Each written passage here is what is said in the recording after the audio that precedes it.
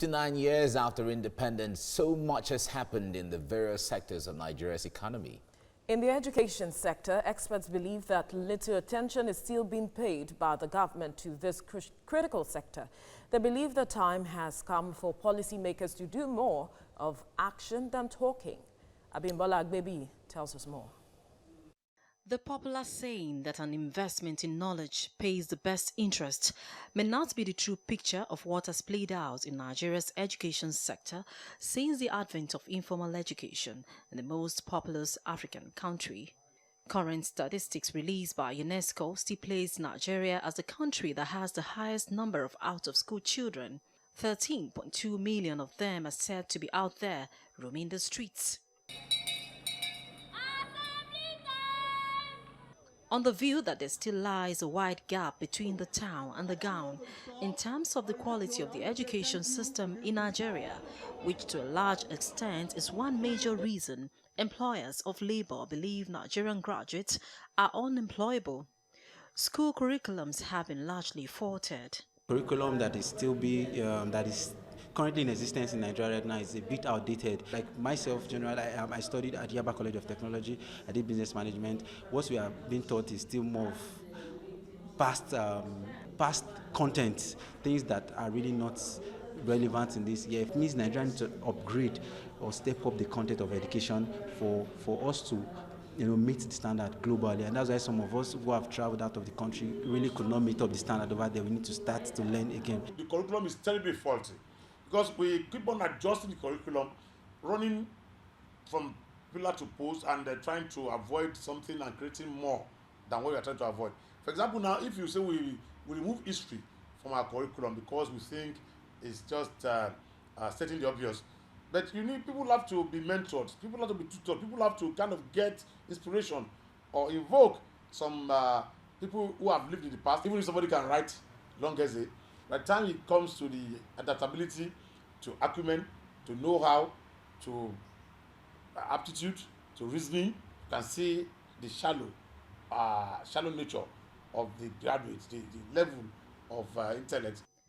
Challenges of the sector extends to infrastructural decay, corruption, poor governance, inadequate funding, lack of responsibility and control, among others. Of all this, inadequate funding is said to top the list. We need to invest a lot in education. Our schools are dilapidated. Many of them so dilapidated. There is no water, and to think that people Subeb is also not a Nigerian. It's not a Nigerian project. Most of our support for education still come from the UK. So how can we really talk about independence? In the proposal presented to the National Assembly, President Muhammadu Buhari allocated only 7.04% of the 8.6 trillion 2018 budget to the education sector.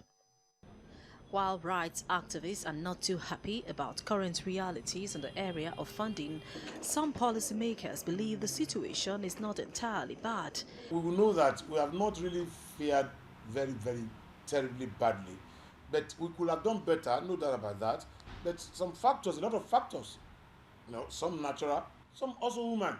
Most of our other, the bigger sister countries too, they can be fingered in some of the things that happen to us in Africa, because there's colonialism and there's also neo-colonialism. There's so many reasons why we must celebrate this, particularly at this period.